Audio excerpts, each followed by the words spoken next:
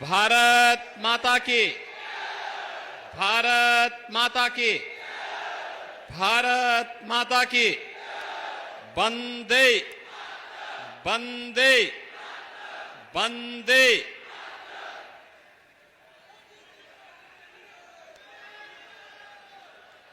सुहाग नगरी फिरोजाबाद की पावन धरा को कोटि कोटि नमन करते हुए इतनी भीषण गर्मी में भी इतनी विशाल संख्या में आप सभी लोग लोकतंत्र के इस महापर्व को सफल बनाने के लिए यहां पर उपस्थित हुए हैं। मैं आप सबका हृदय से अभिनंदन करता हूं, स्वागत करता हूं।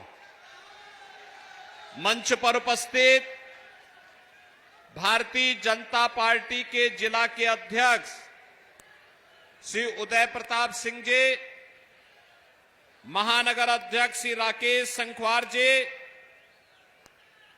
लोकसभा के प्रभारी श्री शंकर शर्मा जी, लोकसभा के प्रवासी श्री सुनील पांडे जी, लोकसभा के संयोजक श्री वृंदावन लाल गुप्ता जी,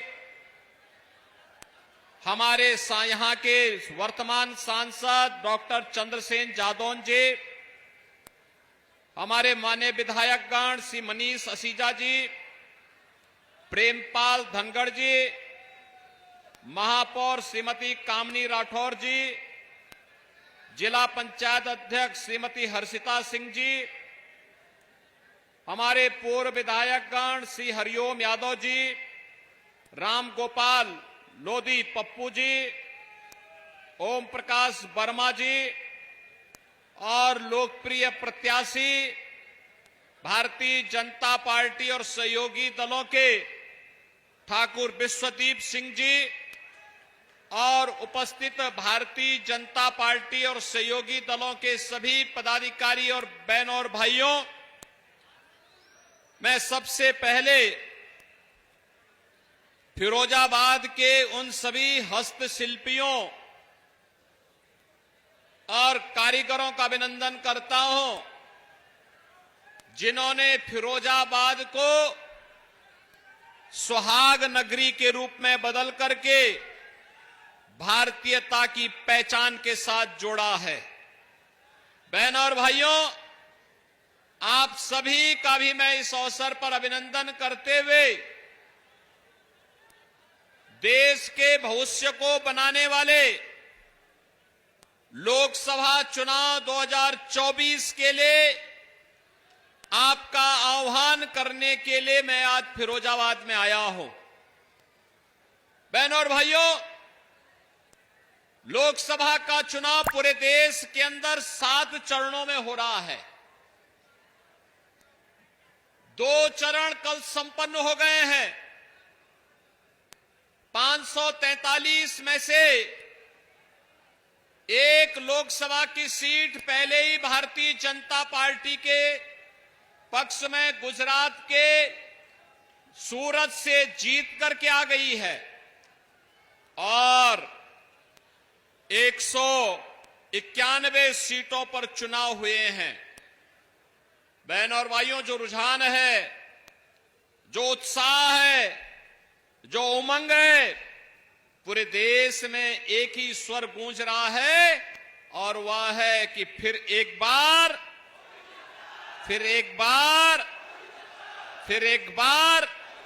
मोदी सरकार का। बहनों और भाइयों, ये मोदी सरकार का जो स्वर गूंज रहा है, ये अचानक नहीं गूंज रहा है। इसके लिए मोदी जी ने 10 वर्ष के अंदर देश के अंदर जो कार्य किया है, वे कार्य आपके सामने हैं और इसीलिए मैं भी आपसे अपील करने के लिए आया हूं कि उज्जवल भविष्य, भारत के उज्जवल भविष्य के लिए, आत्मनिर्भर भारत के लिए, विकसित भारत के लिए भारतीय जनता पार्टी आवश्यक है और भारतीय जनता पार्टी को विजयी इसलिए बनाना है क्योंकि मोदी जी ने 10 वर्ष तक बिना रुके, बिना डिगे, बिना थके, बिना झुके देश के लिए कार्य किया है। उसका लाभ हमें प्राप्त हो रहा है। उसका लाभ इस रूप में प्राप्त हो रहा है कि आज भारतवासी कहीं दुनिया के अंदर जाते हैं, सम्मान की निगाहों से देखे जाते हैं। आज देश की सीमाएं सुरक्षित हैं। आतंकवाद और नक्सलवाद समाप्त हुआ है। आप याद करिए कांग्रेस के समय में क्या होता था। जब यूपीए की सरकार थी, समाजवादी पार्टी और बहुजन समाजवादी पार्टी ने बिना मांगे उन्हें समर्थन दिया था। तब आतंकी विस्फोट होते थे और कहा जाता था कि इस आतंकी विस्फोट के पीछे पाकिस्तान का हाथ है। तो तत्कालीन कांग्रेस की सरकार क्या कहती थी? अच्छा देखेंगे। यही उनका जवाब होता था। आतंकवाद से लड़ने की सामर्थ्य नहीं थी। और बहनों और भाइयों, आज आतंकी घटना की बात तो दूर, कहीं जोर से पटाखा भी फट जाता है ना, तो पाकिस्तान पहले सफाई देता है कि हमारा इसमें कोई हाथ नहीं है। बहनों और भाइयों, ये जो परिवर्तन आया है, जो सुरक्षा का माहौल बना है, ये प्रधानमंत्री मोदी जी के कारण देश की सीमाएं सुरक्षित हुई हैं। आज पाकिस्तान या देश का दुश्मन भारत की सीमा में नहीं घुस सकता। उसे मालूम है घुसपैठ करेंगे तो काम तमाम हो जाएगा। पहले से उसे पता है।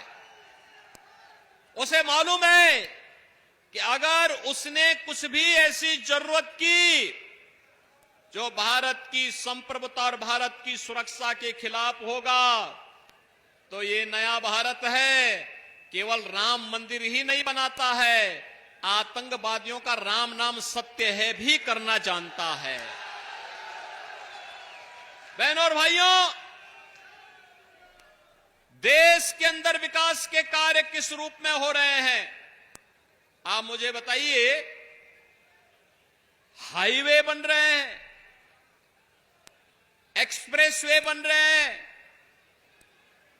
रेलवे और मेट्रो की सुविधाएं बढ़ी हैं, IIT, IIM, triple IT, NIT, one district medical college, AIIMS और वन डिस्ट्रिक्ट वन प्रोडक्ट के आधार पर फिरोजाबाद की हस्तशिल्प की जो प्रोडक्ट है इसको वैश्विक मान्यता भी प्रदान कराई जा रही है। एक समय था जब यहां का उत्पाद, यहां का प्रोडक्ट लगभग बंदी के कगार पर जा चुका था। एक तरफ प्रदेश और केंद्र सरकार के अधिकारी परेशान करते थे, पॉल्यूशन कंट्रोल बोर्ड और एनजीटी दूसरी तरफ था।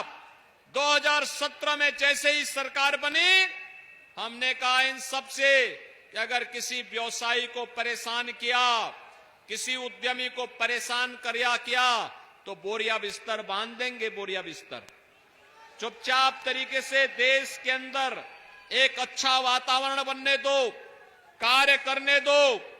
भारत के प्रोडक्ट को वैश्विक मान्यता मिलनी चाहिए। और बहनों और भाइयों, आज one district one product, Uttar Pradesh का वन डिस्ट्रिक्ट वन प्रोडक्ट पूरे देश और पूरी दुनिया के अंदर छा रहा है, जिसमें फिरोजाबाद का ग्लास भी पूरी दुनिया के अंदर छा रहा है। आज आप देख रहे होंगे कि विकास के कार्य भी हो रहे हैं और गरीब कल्याणकारी कार्य भी।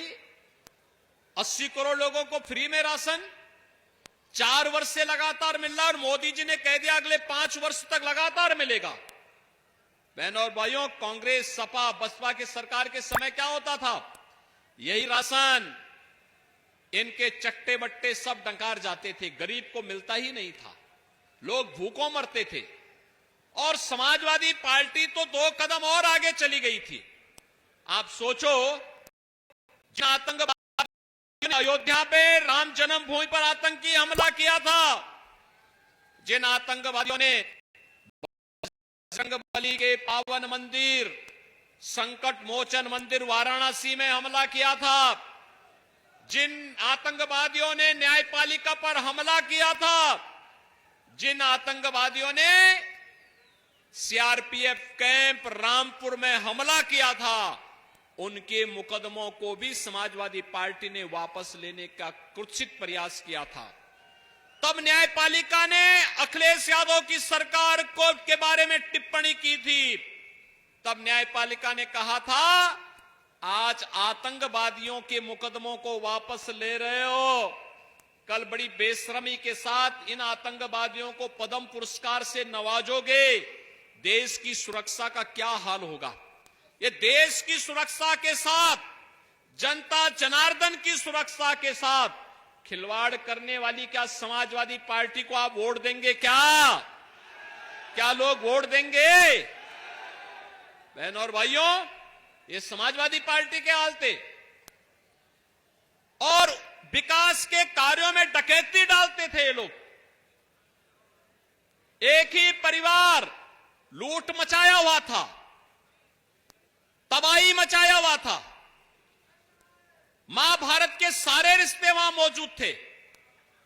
और बहनों और भाइयों, जिस तरीके से उनके द्वारा उस समय सुरक्षा के साथ खिलवाड़ होता था, मजाक किया जाता था, वह किसी से छुपा हुआ नहीं है। और इसीलिए आज मैं आपसे कहने के लिए आया हूं, आपने देखा होगा 80 करोड़ लोग फ्री में राशन की सुविधा का लाभ प्राप्त कर रहे हैं। 60 करोड़ लोगों को आयुष्मान भारत में 5 लाख रुपए की स्वास्थ्य बीमा का कवर दिया जा रहा है, प्रतिवर्ष दिया जा रहा है। 50 करोड़ लोगों को जनधन अकाउंट खोल दिए गए।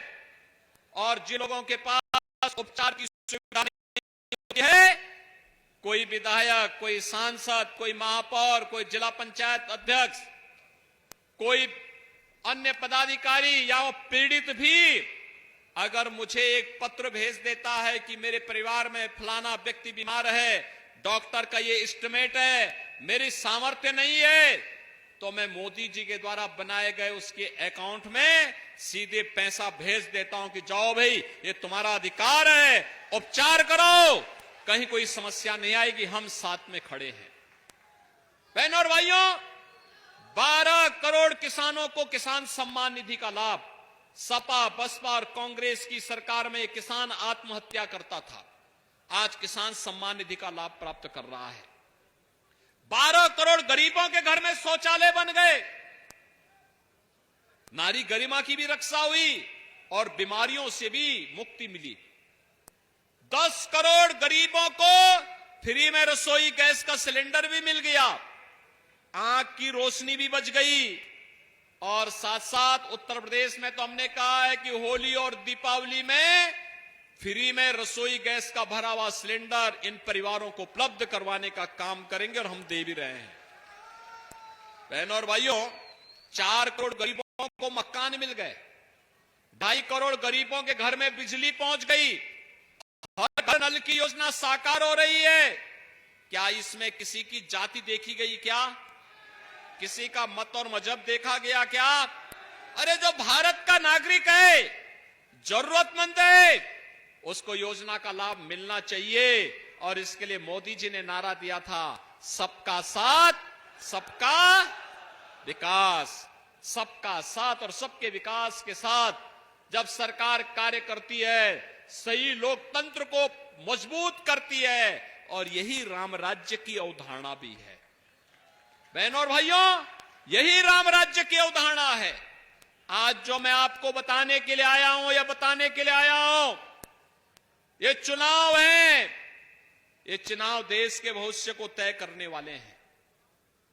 कांग्रेस जो समाजवादी पार्टी के गठबंधन का सबसे बड़ा धड़ा है, समाजवादी पार्टी तो बेकार का चुनाव लड़ रही है। आप मुझे बताओ, देश में सरकार बनाने के लिए समर्थन चाहिए 273 सांसदों का, और समाजवादी पार्टी कुल चुनाव लड़ रही है 63 सीटों पर। तो क्या 63 सीटों पर चुनाव लड़कर के क्या कोई देश के अंदर सरकार बना पाएगी? क्या? ये तो बेकार की बातें करते हैं। और कांग्रेस भी पूरे 543 सीटों पर चुनाव नहीं लड़ रही है। कांग्रेस भी नहीं लड़ रही है। पहले ही यानी अखाड़े में आने के पहले ये युद्ध हार चुके हैं, प्लान का रास्ता अपना चुके हैं। लेकिन इनके मंसूबे देश के लिए कितने खतरनाक हैं, ये तो देखो। पहले आप देखो 1947 में कांग्रेस के कारण देश का विभाजन हुआ था। 1947 में देश को बांटा। अब कांग्रेस ने अपने मैनिफेस्टो में कहा है कि हम हर व्यक्ति की संपत्ति का सर्वे करवाएंगे और फिर उस पर एक विरासत टैक्स लगाएंगे और फिर उसमें से आधी संपत्ति को अपने कब्जे में ले लेंगे। क्या आप इसको स्वीकार करेंगे क्या? अरे मेहनत आपके बाप दादों ने किया, वो संपत्ति उन्होंने आपके लिए संपत्ति सुरक्षित रखी और अब कांग्रेस कह रही है कि हम इसको बांट देंगे। और किसको बांटेंगे? ये बांटेंगे बांग्लादेशी घुसपैठियों को, रोहिंग्या और अन्य ऐसे तत्वों को जिन लोगों के द्वारा आबादी बढ़ाने का एक प्रतरफा मिशन चलता है। बहनों और भाइयों, ये लोग देश की सुरक्षा के साथ खिलवाड़ करके भारत के तालिबान रखना चाहते हैं। दूसरा कार्य में